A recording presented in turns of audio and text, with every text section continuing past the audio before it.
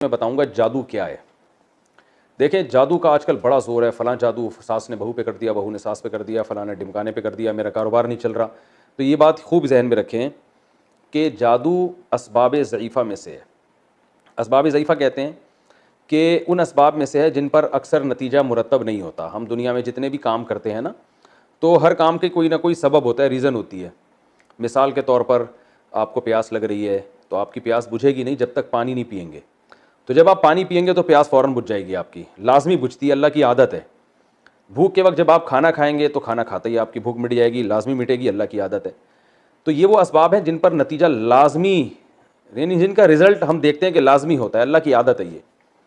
کچھ اسباب ایسے ہیں کہ وہ اختیار کیے جائیں تو رزلٹ اکثر نکل آتا ہے، لیکن کبھی کبھار نہیں بھی نکلتا۔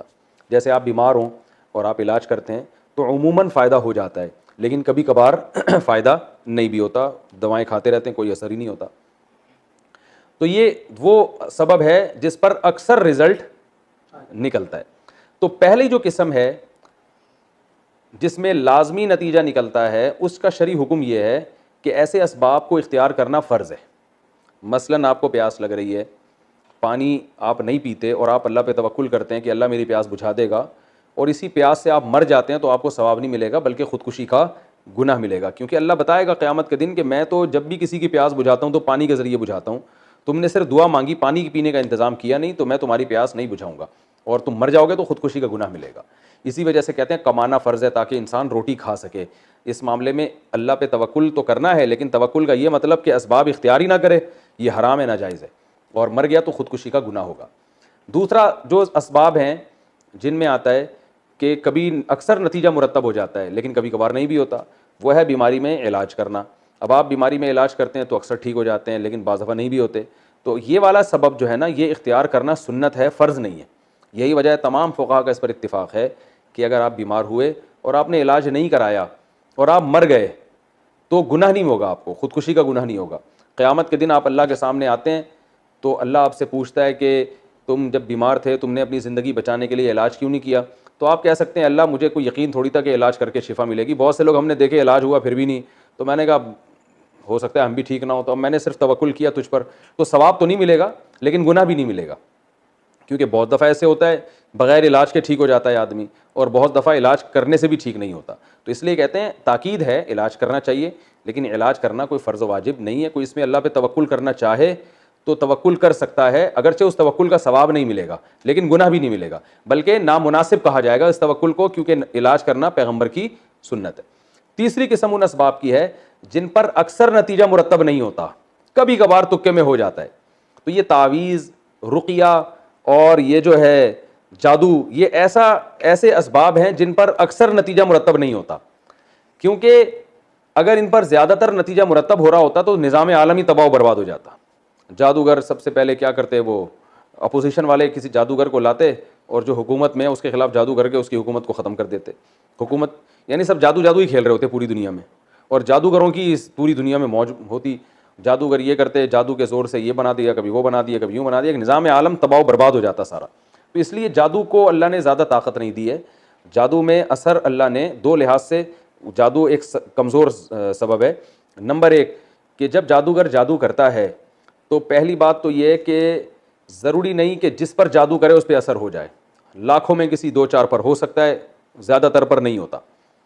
اور دوسرا یہ بھی ہے کہ جتنا جادو کرے گا ضروری نہیں اتنا اثر ہو سکتا ہے اس کا آدھا 50% ہو، اس نے تو جادو کیا تھا مارنے کے لیے مگر آپ مرے نہیں، تھوڑے بہت کچھ اثر ہو جائے آپ کے اوپر۔ تو یہ جادو ایک کمزور چیز ہے۔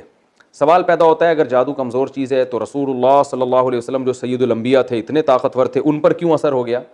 تو علماء نے اس کی حکمت بیان کی ہے کہ آپ صلی اللہ علیہ وسلم پہ جادو کا اثر اللہ نے ہونے دے دیا تھا، اس لیے ہونے دے دیا تھا کہ یہودی آپ کو جادوگر کہتے تھے۔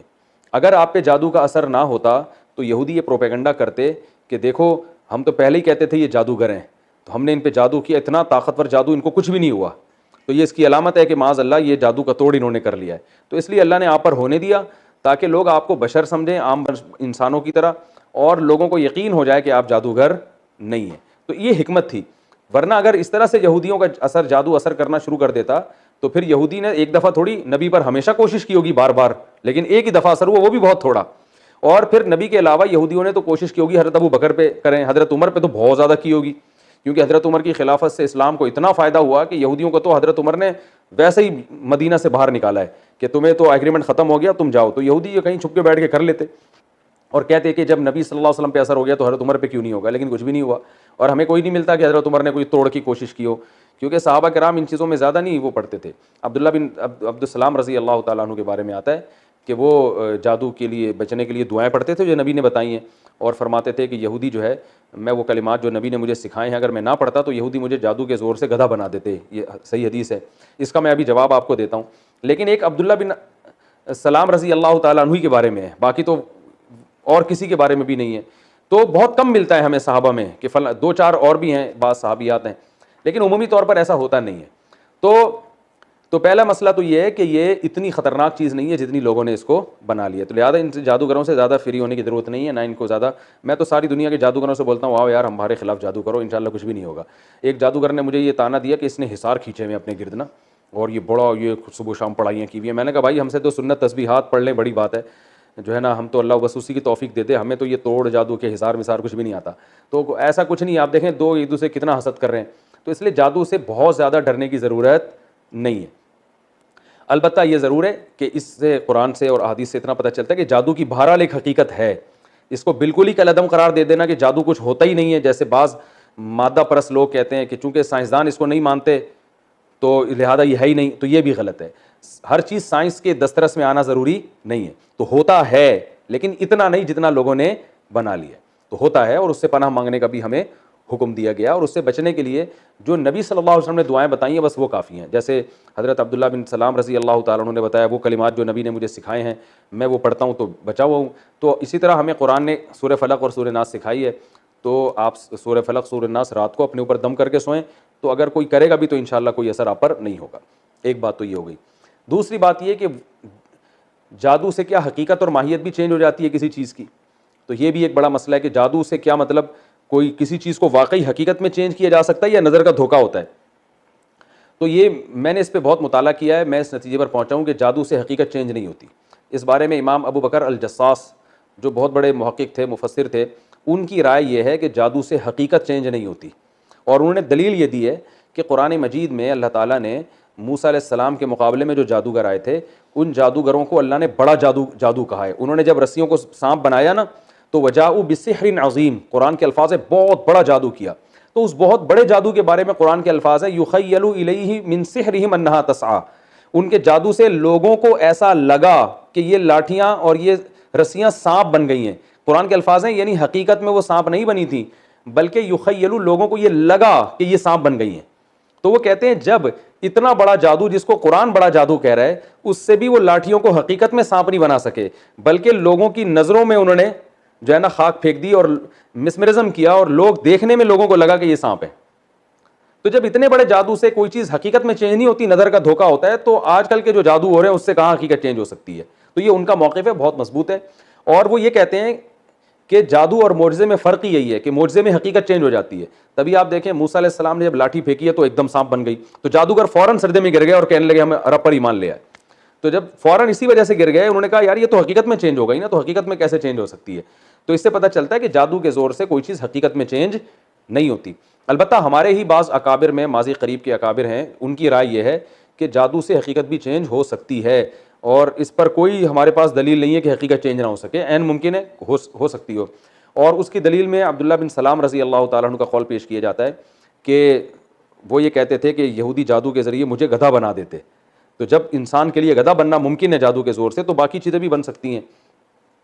اور لیکن یہ بات اس لیے درست معلوم نہیں ہوتی کہ عبداللہ بن سلام کے قول میں تعویل کرنا یہ زیادہ ہمارے لیے آسان ہے, اور جادوگروں کو یہ اختیار دے دینا کہ وہ حقیقت چینج کر سکتے ہیں, اس پہ جو اشکالات لازم آتے ہیں وہ زیادہ مشکل ہیں. کیونکہ امام ابو بکر جساس نے یہ اشکال کیا ہے کہ جادوگروں کی جو اپنی حالت ہوتی ہے نا, یہ سارے غریب ہوتے ہیں, لوگوں کے چندے پہ پل رہے ہوتے ہیں. تو اگر یہ جادوگر حقیقت کو چینج کر دیتے تو یہ تو لوہے کو سونا بنا دیتے, چاندی بنا دیتے, اور یہ اتنی اگر اختیارات ہوتے نا ان کے پاس تو یہ ایسے ننگ دھڑنگ حالت میں نہ ہوتے, یہ تو لوگوں کے چندوں پہ پل رہے ہوتے ہیں. تو یہ بڑی مضبوط دلیل ہے. اور انہوں نے ابو بکر جساس نے رحمہ اللہ نے ایک دلیل یہ بھی دی ہے کہ ہم دنیا میں کہیں بھی نہیں سنتے کہ جادو سے کسی حقیقت کو چینج کر دیا گیا ہو, کہیں ہمارے پاس ایسی کوئی مستند خبر کبھی بھی نہیں آئی. تو اس کا جواب ہمارے بعض اکابر نے یہ دیا ہے کہ بھائی ہو سکتا ہے دنیا میں بہت سی جگہوں پر ہوا ہو, اطلاع نہ ملی ہو ہمیں, ہم نے پوری دنیا دیکھی تو نہیں ہے.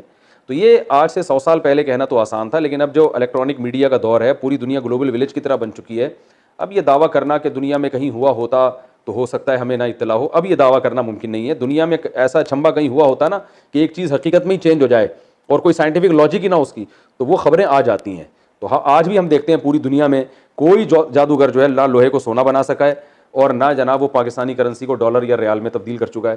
ورنہ عمران خان سب سے پہلے جادوگروں کو بلاتا کہ یار اسی کرنسی کو ڈالر بنا دو, ہم باہر سے اتنے ڈالر لے رہے ہیں, ایک پیٹی میرے پاس پڑی ہوئی ہے, پھونک مارو کچھ کرو, میں تمہیں 6 مہینے کا ٹائم دیتا ہوں. ہے بھائی, جلدی نہیں ہے. بلکہ عمران خان کو میں بلاتا سب سے پہلے, بھائی سیدھی سی بات ہے نا. تو میں کہتا بھائی کچھ, تو یہ بیچارے آج تک کچھ بھی نہیں کر سکے ہیں. تو یہ نظر کے دھوکے کے ذریعے تو ہو سکتا ہے, حقیقت میں کچھ بھی نہیں ہوتا. تو اس لیے میرا موقف یہی ہے کہ جادو سے حقیقت چینج نہیں ہوتی, اگر ہوتی تو نظام عالم خراب ہو جاتا. تو جادو سے بچنے کی فکر کریں, لیکن اتنی ٹینشن نہ لیں. ذرا کوئی بھی مسئلہ ہو تو جادو ہے, فلانے نے جادو کیا, ڈمکانا نے جادو کیا, اس سے معاشرے میں فساد پھیلتا ہے.